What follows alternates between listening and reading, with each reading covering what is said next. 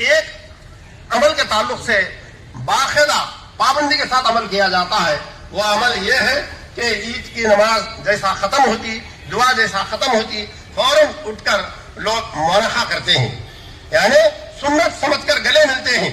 मगर ये अल्लाह के रसूल सल्लल्लाहु अलैहि वसल्लम से भी साबित नहीं है, असहाब किराम से भी साबित नहीं है।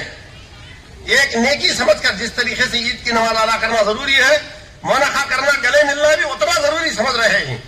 मगर उलमा किराम यह कह रहे हैं, अगर कोई भाई माहौल के एतबार से सुन्नत नहीं समझकर, एक इबादत नहीं समझकर अगर कोई आकर मिल रहा है तो मिलिए, उसको फौरन मत रोकिए, मगर यह तो सुन्नत नहीं है, यह तो अल्लाह के रसूल व असहाब किराम के जानिब से साबित नहीं है। इस बात का ख्याल खास करके ध्यान रखें।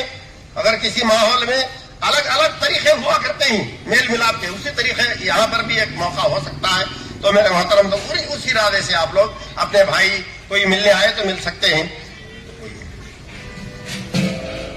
देखिए, अल्लाह के रसूल और असहाब किराम से ईद की मुलाकात, ईद की मुबारकबाद साबित है, मगर गले मिलकर नहीं।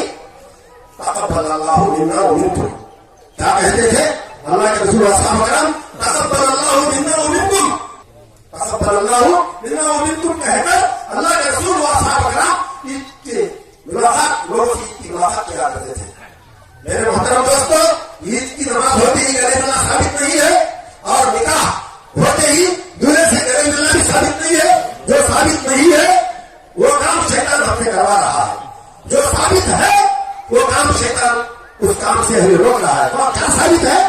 अल्लाह के रसूल सहाबा किराम गले मिलते थे तब जब कोई भाई गांव चले जाए, 3-4 दिन गुजर जाए गांव जाकर, वो वापस आया तो गले जरूर मिलते थे। उसका नामो निशान नहीं है हमारे में, हमें उसका नामो निशान नहीं है। कोई आदमी सऊदी जाकर 1-6 महीने के बाद आ गया तो अस्सलाम वालेकुम और इस्लाम खैरियत से है, बस गले मिलना कहाँ है? वो सुन्नत छूट गई है हमसे, जो साबित नहीं है उसको चालू करवा दे रहा है शैतान। अस्सलाम वालेकुम रहमतुल्लाहि व बरकातहू।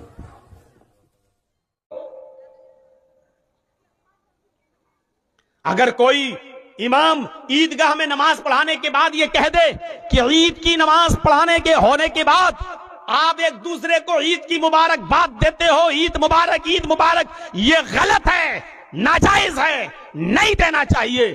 तो आप उस इमाम से ये नहीं कह सकते हो कि इमाम साहब आप ये बात क्यों कहते हो, ये मत कहिएगा, वो सही बात कह रहा है।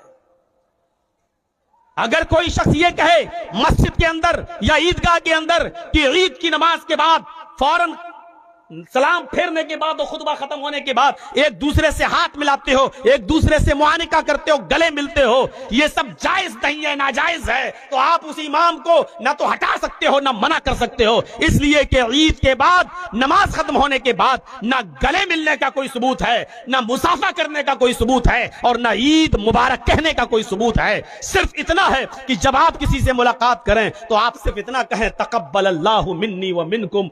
हमने रमजान के जो रोजे रखे और इबादतें की हैं, ईद के दिन सिर्फ इतना कहिए आप तक़ब्बलल्लाहु मिन्ना व मिनकुम, अल्लाह हमारी और तुम्हारी इबादतों को कबूल फरमाए। नहीं कह सकते हो ईद मुबारक, नहीं मिला सकते हो हाथ, और दीन समझकर सवाब समझकर तो बिल्कुल नहीं मिला सकते हो, ये तो सरासर बिदात हो जाएगी, नाजायज हो जाएगा। अब आप ये कहें मौलाना साहब से इमाम साहब आप कैसे मना कर रहे हैं, नहीं, आप जो हाथ मिला रहा है मिलाने दो, जो गले मिलना मिलने दो, जो ईद मुबारक कह रहा है कहने दो। आप तो बाल की खाल निकालते हैं, हर चीज पर पाबंदी लगाते हो। मेरे भाइयों, अगर कोई ये कह रहा है तो समझ लो कि वो अपना दीन नाफिज करना चाहता है, अपने बाप का और अपने दादा का दीन नाफिज करना चाहता है। उसको फातिमा के दीन से नफरत है, उसको फातिमा के बाप के दीन से नफरत है। मेरे भाइयों, ऐसे मौके पर ना जर्जिस की मानी जाएगी, ना गांव के अमीर की और सरदार की मानी जाएगी, शरीयत की मानी जाएगी।